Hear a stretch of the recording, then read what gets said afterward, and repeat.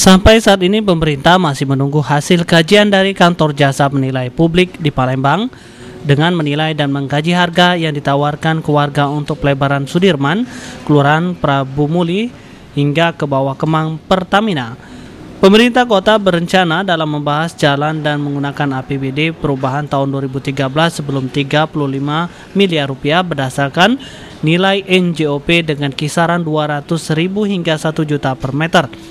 Dalam menilai dan mengkaji harga untuk pelebaran jalan tersebut, pemerintah sendiri menggunakan jasa konsultan KJPP untuk melakukan pengkajian dan penilaian mengenai harga ganti untung. Pemerintah Kota Prabu Muli juga berharap nantinya warga mau menerima harga yang ditawarkan sebagai harga ganti untung berdasarkan penilaian dan kajian harga ganti untung yang dilakukan jasa konsultan KJPP. Anton, PAL TV.